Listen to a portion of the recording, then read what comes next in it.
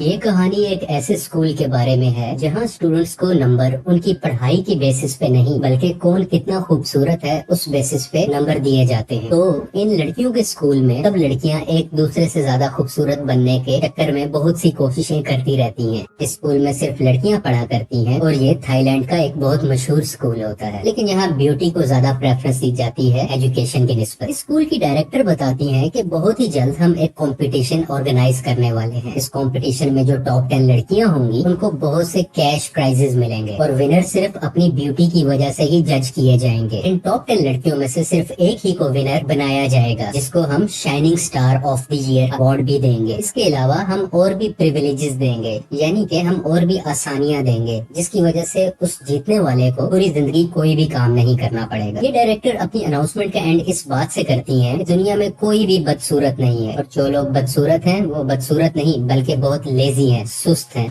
अगले दिन एक न्यू स्टूडेंट इस स्कूल में आती है जो दिखने में काफी इनोसेंट भी है। तेज हवा चलने की वजह से एक तेजदार पत्ता उड़ता हुआ उसके चेहरे से होके गुजरता है, जिसकी वजह से उसके चेहरे पे एक कट लग जाता है। ये इनोसेंट लड़की सोच के तो आई थी कि वो एक दिन विनर बनेगी, लेकिन इस निशान के साथ अब बहुत मुश्किल लग रहा है कि वो इस कंपटीशन की विनर बन सकती है। इसी के साथ हम एक और लड़की को देखते हैं जिसका नाम यिंग होता है। अगर ब्यूटी चार्ट की बात की जाए तो इसका रैंक 10th नंबर पे होता है, यानी ये तमाम खूबसूरत लड़कियों से 10th नंबर पे इस वक्त इसको रैंक किया जा रहा होता है। जब वो अपने स्कूल के कॉरिडोर से जा रही होती है तो उसके दूसरे क्लास फेलोज उसकी पिक्चर्स ले रहे होते हैं और सब उसकी ब्यूटी की तारीफ कर रहे होते हैं। नई आने वाली स्टूडेंट इनोसेंट लड़की जब क्लास में एंटर होती है तो टीचर जिंग को कहती है कि तुम इसे अपने पास बिठाओ और इसको बाकी लोगों से भी इंट्रोड्यूस करवाओ ताकि ये सब में घुल मिल सके। इसलिए जिंग भी इस नई स्टूडेंट को वेलकम करती है और स्माइल करते हुए उसे अपने साथ बिठाती है, लेकिन कहीं ना कहीं वो सोच रही है कि ये नई स्टूडेंट उसकी फ्रेंड है या उसकी दुश्मन है, क्योंकि ये भी खूबसूरत थी और खूबसूरती को लेकर सबके दरमियान बहुत कंपटीशन था और कहीं ना कहीं जेलेसी भी थी। ये चीज जिंग को बहुत अनकंफर्टेबल कर रही थी, लेकिन जब उस लड़की के चेहरे पे वो निशान देखती है तो काफी खुश हो जाती है, क्योंकि उसे पता था अब ये नई लड़की कहीं से भी उसका मुकाबला नहीं कर सकती, क्योंकि उसने अपने फेस को खराब जो कर लिया था। क्लास अटेंड करने के बाद जिंग इस नई लड़की को एक बहुत बड़ी बिल्डिंग में लेके जाती है जिसको टॉप 10 टावर कहा गया है। वो बताती है कि ये बड़ी बिल्डिंग सिर्फ उन्हीं लड़कियों के लिए है जो टॉप 10 ब्यूटी लिस्ट में आती है, यानी कि खूबसूरती की रैंकिंग में जो टॉप 10 लड़कियां हैं सिर्फ वही इस बिल्डिंग में जा सकती हैं। इस बिल्डिंग की खास बात यह है कि यहाँ बहुत टेस्टी फूड मिलता है, बहुत ज्यादा एक्सपेंसिव मेकअप होता है और लग्जूरियस लाइफस्टाइल लोग गुजारते हैं, यानी बहुत ही आसानी से हर चीज इन्हें यहाँ पे प्रोवाइड होती है, जबकि ये फैसिलिटीज स्कूल की बाकी लड़कियों को नहीं है जो इस रैंकिंग में नहीं आती है। इसके अलावा ये भी पता चलता है कि हर स्टूडेंट को कोई ना कोई रैंक मिल रहा होता है जो हर मिनट हर सेकंड में चेंज हो रहा होता है। अगर किसी के भी फेस पे कोई चोट लग जाए या किसी भी वजह से खराब हो जाए तो उसका रैंक एकदम से नीचे गिर सकता है। और एक एप्लीकेशन भी है जहां तमाम स्टूडेंट्स अपना रैंक देख सकते हैं कि किसका रैंक ऊपर नीचे जा रहा है। इस बड़ी बिल्डिंग का एक रूल ये भी है कि जो टॉप 10 ब्यूटीफुल गर्ल्स हैं वो अपने साथ एक फ्रेंड को भी अपने साथ अंदर लेके जा सकती हैं। इसलिए जिंग इस नई लड़की को अपने साथ जाने की ऑफर करती है। जब ये नई लड़की इसके साथ अंदर जाती है तो आसपास की चीजें देख के बहुत खुश हो रही होती है, क्योंकि उसने ऐसी चीजें जिंदगी में पहले कभी नहीं देखी होती। वो जिंग का शुक्रिया भी अदा करती है कि तुमने मुझे अपॉर्चुनिटी दी यहाँ पे आने के लिए, तुमने मुझे मौका दिया, मैं इस बात को जिंदगी भर नहीं भूलूंगी। बातों के दौरान जिंग इस नई लड़की को बताती है कि अगर तुम मेरी फ्रेंड ना होती तो तुम यहाँ कभी भी ना आ सकती। और ये नई लड़की उसको कहती है कि जिंग तुम बहुत डाउन टू अर्थ हो, लेकिन रियलिटी कुछ और ही है, क्योंकि जिंग एक ऐसी नेचर की लड़की है कि वो टॉप 10 रैंकिंग में रहने के लिए कुछ भी कर सकती है। बातों के दरमियान ये नई लड़की चॉकलेट खाने लगती है, जिसको देख के जिंग का भी दिल करता है कि वो भी चॉकलेट खाए, लेकिन वो अवॉइड कर रही होती है क्योंकि उसे डर लगता है कि अगर मैंने चॉकलेट या मीठा कुछ खा लिया तो मेरा वेट बढ़ जाएगा, जिस वजह से मेरा ब्यूटी स्कोर कम हो सकता है। लेकिन जब वो नई लड़की इंसिस्ट करती है कि कोई बात नहीं खा लो तुम, तो वो उसके कहने पे छोटा सा बाइट ले ही लेती है। उसके वक्त वहाँ पे एक और लड़की आती है जिसका नाम चोम्पू होता है। अब ये चोम्पू वो लड़की है जो काफी अरसे से जिंग की दोस्त रही है और इस इनोसेंट लड़की के आने से पहले हमेशा चोम्पू ही जिंग के साथ इस टावर में यानी कि इस बड़ी बिल्डिंग में आया करती थी। लेकिन आज जिंग चोम्पू को नहीं बल्कि उस नई इनोसेंट लड़की को अपने साथ ले आई है। इस बिल्डिंग का रूल था कि टॉप 10 रैंकिंग वाली लड़कियां सिर्फ अपने साथ एक ही इंसान को लेके आ सकती हैं, जबकि यहाँ पे 2 लड़कियां हो चुकी। और इस बिल्डिंग के वर्कर्स चंपू को दोनों हाथों से पकड़ के इस बिल्डिंग से बाहर ले जाने लगते हैं। चंपू बहुत रोकने की कोशिश करती है, लेकिन जिंग ने एक किस्म का वहाँ पे उसको डिच कर दिया था, यानी एक किस्म का इग्नोर ही कर दिया, जिस वजह से चंपू काफी सैड भी हो जाती है। जब उसको बिल्डिंग से बाहर निकाल दिया जाता है तो जिंग बात करती है, मुझे चंपू पे बहुत तरस आता है क्योंकि उसका नाक बहुत ज्यादा बुरा है, उसका माथा बहुत बड़ा है और वो बातों में मुझे हर वक्त तंग ही करती रहती है। ये सुन के वो नई स्टूडेंट जिंग को और से देखने लगती है और उसे अंदाजा होने लग जाता है कि जिंग ऐसी पर्सनैलिटी की बंदी है जो सिर्फ खुद को सुपीरियर समझती है और दूसरों को कमतर समझती है, और ये सिर्फ इसलिए कि वो खूबसूरत है, बाकी सब उसे रद्दी की तरह लगते हैं, बाकी सब उसे लेस वैल्यूएबल फील होते हैं।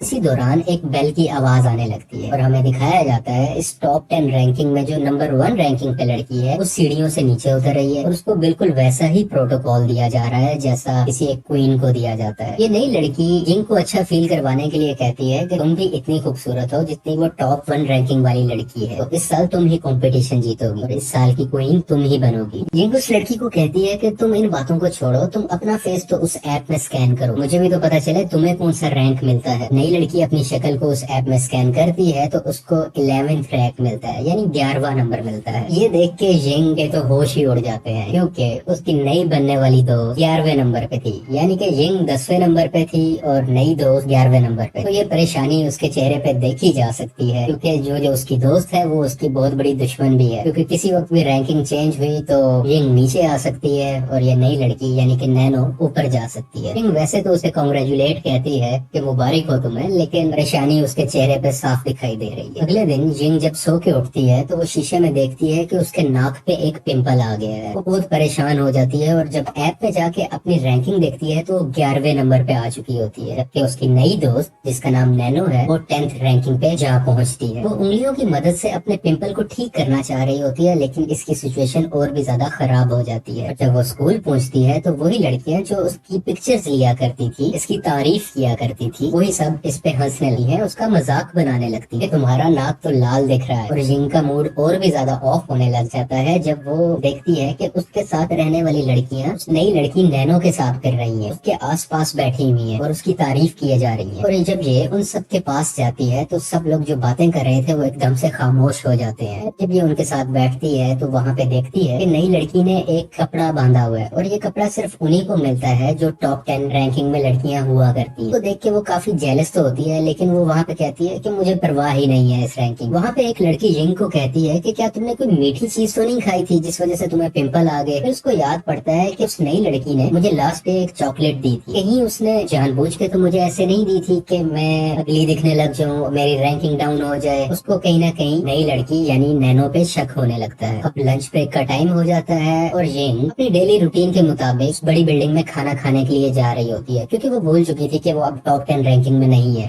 खैर वो एंटर हो ही रही होती है तो वहाँ के वर्कर्स उसको रोक लेते हैं कि अब आप रैंकिंग में नहीं है, लेकिन वहाँ पे नैनो भी बैठी हुई थी और वो कहती है कि इसको आने दो, ये मेरी वो फ्रेंड हो सकती है जिसको मैं अपने साथ अलाउ कर सकती हूँ अंदर आने के लिए। लेकिन जिंग अभी भी गुस्से में है, जेलसी में है। वो कहती है नहीं नहीं कोई जरूरत नहीं है, मैं आज नहीं आना चाहूंगी, मैं बल्कि अपने स्कूल के कैफेटेरिया का खाना मिस कर रही हूँ, मैं आज वहीं पे जाके खाऊंगी, जो क्लियरली शो कर रहा है कि वो इस नई लड़की को अवॉइड कर रही है। ये सब जेलसी की वजह से है। ये कैफेटेरिया में पहुंच गई है और वहाँ जाके खाना खाना शुरू कर देती है, लेकिन यहाँ का खाने का टेस्ट उसको पसंद नहीं आता क्योंकि ये उस क्वालिटी का नहीं था जो बड़ी बिल्डिंग में हुआ करता था। और फौरन ही इसको यहाँ पे उल्टी आ जाती है, यानी कि वोमिटिंग आ जाती है और आसपास की सब लड़कियां इसका मजाक बनाने लगी। इसके बाद वो वहाँ के वॉशरूम में जाती है जिसकी हालत बहुत खराब थी क्योंकि वो बहुत गंदा था। तो कुछ टिश्यू पेपर्स को लेके वॉशरूम में रखती है ताकि वो वहाँ पे बैठ सके। वो भी बैठी ही होती है, अभी वहाँ पे एक छिपकली आ जाती है और वो जैसे ही जमीन पे गिरती है तो वो चीखने लग जाती है और डर जाती है। वो जब बाहर आती है तो उसको समझ लग जाती है कि वो इस दुनिया में नहीं रह सकती, उसे किसी भी तरह करके टॉप 10 रैंकिंग में तो जाना ही जाना है ताकि वो उन सब लग्जरीज को हासिल कर सके जिसकी उसे काफी अरसे से लत लगी हुई है। उसी दौरान वहाँ पे जिंग की एक पुरानी दोस्त भी आती है जो उसे ऐप के थ्रू दिखा रही होती है कि देखो मेरी रैंकिंग नंबर 6 आ गया। ये वो लड़की थी जिसको जिंग हमेशा इंफीरियर समझती थी, यानी अपने से कमतर समझती, लेकिन अब वो सब लोग जो उससे कम थे वो उनको जब उस लिस्ट में देखती है तो उसको बहुत गुस्सा भी आता है और रोना भी आता है। ऐसे कैसे हो सकता है। वो रोते हुए वहाँ से भाग जाती जाती है ये सोचते हुए कि अब वो ब्यूटीफुल नहीं रही और शायद कभी हो भी नहीं पाएगी। उसी रात वो एक पॉप भी देखती है कि डायरेक्टर उसको अवार्ड दे रही है कि वो स्टूडेंट ऑफ द ईयर बन चुकी है। लेकिन जैसे ही डायरेक्टर उसके फेस पे पिंपल्स और एक्नीज देखती है तो डायरेक्टर चीखने लग जाती है और उसी वक्त जिंग की आंख भी खुल जाती है। वो जल्दी नोटिस करती है कि उसकी रैंकिंग और भी ज्यादा नीचे गिर रही है, यानी कि अब वो 21वें नंबर पे आ गई है, 21st रैंक पे आ गई है। उसके चेहरे पे और भी ज्यादा पिंपल्स आना शुरू हो चुके हैं। कुछ दवाइयाँ लेने के लिए ये एक मेडिकल स्टोर में भी जाती है, लेकिन वहीं पे वो नई लड़की नैनो भी आ जाती है। जिंग ये देख के वहाँ से फौरन भागने की करती है क्योंकि वो उसका सामना नहीं कर पा रही थी, उसको देखना भी नहीं चाहती थी। पर जैसे ही मेडिकल स्टोर से ये बाहर निकलती है तो इसकी टक्कर अपनी पुरानी दोस्त चंपू से हो जाती है, लेकिन ये उससे भी वहाँ पे कोई बात नहीं करती और वहाँ से जल्दी में चली जाती है। और वो नई लड़की नैनो चंपू के कान में कुछ बात करते हुए दिखाई देती है, जैसे कि ये सारा प्लान उन्हीं का हो, और दोनों आपस में हंसने लग जाते हैं। अगले दिन जिंग जब सो के उठती है तो अपना चेहरा देखती है कि उसके सारे पिंपल्स और एक्नीज जा चुके हैं, यानी अब उसका चेहरा बिल्कुल साफ है। इस वजह से वो बहुत खुश होती है और रैंकिंग भी उसकी नंबर 10 पे वापस आ जाती है। इसका चेहरा ठीक होने के पीछे रीजंस मेडिसिन थी। और जिंग जब अपने स्कूल जाती है तो पहले से ज्यादा बहुत खुश होती है, सब लोगों से बहुत अच्छे तरीके से मिल रही होती है। जिंग अपनी एक दोस्त को कहती है कि आओ हम मिलके झूला लेते हैं, लेकिन वो दोस्त उसको मना कर देती है और वो कहती है तुम अभी दोबारा से 11th नंबर पे आ चुकी हो। नई लड़की 10th पे दोबारा आ गई। और ये देख के एक बार जिंग फिर से सैड हो जाती है। नैनो भी वहाँ पे आ जाती है और वो चाहती है कि जिंग को अच्छा फील करवाया जाए, तो वो कहती है चलो हम मिलके झूला झूलते हैं। यहाँ पे जिंग नैनो को झूला दे रही होती है और उसी दरमियान उसके जहन में कुछ नेगेटिव ख्याल आते हैं कि अगर रैंकिंग में मुझे ऊपर आना है तो मुझे नैनो को हर्ट करना होगा, और वो झूले से नैनो को धक्का दे देती है। इस वजह से नैनो अपने मुंह के बल नीचे गिरती है और अपने मुंह को बहुत जख्मी कर लेती है। चेहरे पे बहुत जख्म हो जाते हैं, पूरा मुंह लाल हो जाता है और जख्मों के निशान हर जगह होते हैं। और जाहिर है उसकी रैंकिंग डाउन होनी थी और इस वजह से जिंग दोबारा से नंबर 10 पोजीशन पे आ जाती है। जिंग नैनो के ऊपर से वो टॉप 10 रैंकिंग वाला कपड़ा उतार लेती है और उस बड़ी बिल्डिंग में जाने लगती है। वो इस चीज की बिल्कुल भी परवाह नहीं करती। एक इंसान नीचे गिरा हुआ है, वो जख्मी हालत में है, उसे हॉस्पिटल ही पहुंचा दिया जाए, लेकिन वो सेल्फिश बन के बिल्डिंग की तरफ जाने लगती है। और उसी वक्त नैनो की आंखें खुलती हैं। यहाँ पे हमें ऐसा दिखाया जाता है जैसे ये सब कुछ नैनो बहुत लंबे टाइम से प्लान कर रही है, क्योंकि उसके चेहरे पे हम एक डेविल स्माइल देख सकते हैं, एक शैतानी हंसी। जिंग जब टावर के अंदर बाकी सब लड़कियों के साथ बैठी होती है तो उसके चेहरे पे एक फेस मास्क होता है, जिसकी वजह से बाकी लड़कियां नहीं पहचान पाती कि ये जिंग बैठी हुई है। और वो जिंग के बारे में काफी बुराइयां कर रही होती है। वो कहती है कि जिंग तो हमेशा से 10वें नंबर पे ही रही है, कभी ऊपर नहीं आई, उसने कभी इम्प्रूव ही नहीं किया। ये सब लड़कियां उसकी मदर को भी बुरा भला कह रही होती हैं। ये सब लड़कियां उस पर हंस रही होती हैं, जबकि जिंग यहाँ पे खामोशी से उनको सुन रही होती है। वो जब यहाँ से चली जाती है तो वो